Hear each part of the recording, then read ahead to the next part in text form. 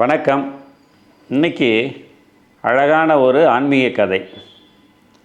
முன்னொரு காலத்தில் ஒரு கிராமத்துக்கு ஒரு பழுத்த ஞானி வரார். அந்த ஞானியை பார்க்குறதுக்கு பொதுமக்கள் பக்தர்கள்னு நிறைய பேர் அவரை தரிசனம் பண்ணிவிட்டு ஆசீர்வாதம் வாங்கிட்டு போகிறாங்க. அப்படி போயிட்டு இருக்கும்போது ஒரு இளைஞன் வரான். அவன் ஞானியை பார்த்து கேட்குறான், ஐயா, நீங்கள் மக்களுக்கு அறிவுரை சொல்கிறீங்க, ஊராக ட்ராவல் பண்ணுறீங்க, எல்லாம் ஓகே தான். ஆனால் காலகாலமாக உங்களை போல் பெரியவங்க அறிவுரை சொல்கிறாங்க, எல்லாருக்கும் வழி நடத்துகிறாங்க. ஆனால் அப்படியும் மனிதன் திருந்தவே இல்லையே, திரும்பவும் தீய பழக்கத்தில் தானே போயிட்டுருக்கான். அப்போ நீங்கள் திரும்ப திரும்ப இந்த வேலையை செய்கிறதுல என்ன அர்த்தம் இருக்குது அப்படின்னு சொல்லி கேட்குறான். அப்போது அந்த ஞானி சொல்கிறாரு, நான் இந்த ஊரில் சில காலம் தங்கியிருப்பேன். ஊருக்கு கிளம்புறதுக்கு முன்னாடி உனக்கு இந்த கேள்விக்கு பதில் சொல்கிறேன். இன்றைக்கி நீ ஒரு வேலை செய் அப்படின்றார். என்ன ஐயான்றான். சத்திரத்து வாசலில் ஒரு கழுதையை கொண்டு கட்டு அப்படின்றாரு. கட்டிட்டு அதுக்கு நீ உணவு போட்டுக்கிட்டுன்றாரு. சரிங்கய்யான்னு சொல்லிட்டு போயிடுறான். அவனும் அதே போல் ஒரு கழுதையை வாங்கிட்டு அங்கே கட்டிட்டு அதுக்கு தேவையான உணவும் போட்டுட்டு போகிறான். மறுநாள் காலையில் இவர் ஞானி எழுந்து வராரு. அப்போ பார்த்தா இவன் அந்த கழுதையை சுற்றி கிடக்கிற சாணத்தை, அது போட்டிருந்த உணவு குப்பையெல்லாம் இவன் சுத்தப்படுத்துகிறான்.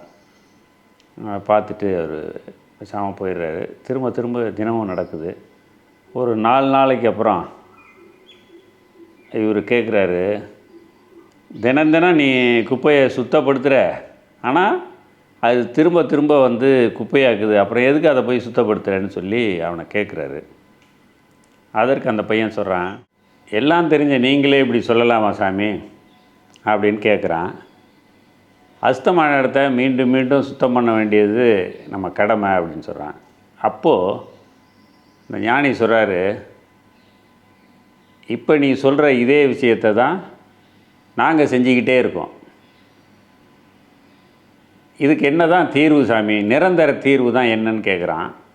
அப்போ அவர் என்ன பண்ணுறாரு, கழுதையை அவுத்து விட்டு விரட்டி விட்டுறாரு. இப்போ உனக்கு இந்த இடம் அசுத்தமாகுமான்னு கேட்குறாரு. ஆகாது. அதே போல் தான் மனிதன் மனதில் இருக்கிற அந்த தீய எண்ணம் இல்லாத மனிதன் உருவாயிட்டான்னா எங்களுக்கு இந்த வேலை இல்லை. அது வரைக்கும் நாங்களும் இதை செஞ்சுக்கிட்டு தான் இருக்கணும். இந்த சமுதாயத்தை சரி பண்ணுறது, அதை திருத்துறது எங்களோட வேலை தான் அப்படின்னு சொல்லி ஞானி சொல்கிறார்.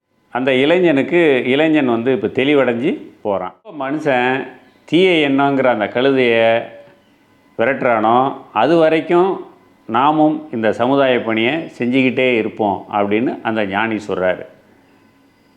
ஸோ நம்மளும் இந்த சமுதாயத்துக்கு நம்மளால் முடிஞ்ச நல்ல விஷயங்களை பகிர்ந்து கொண்டே இருப்போம். ரெயின்போ 360 சேனலை சப்ஸ்கிரைப் பண்ணாதவங்க சப்ஸ்கிரைப் பண்ணுங்கள், ஷேர் பண்ணுங்கள், உங்களுக்கு பிடிச்சிருந்தால் லைக் பண்ணுங்கள், உங்களோட கமெண்ட்டுகள் இன்பாக்ஸில் போடுங்க. நன்றி, வணக்கம்.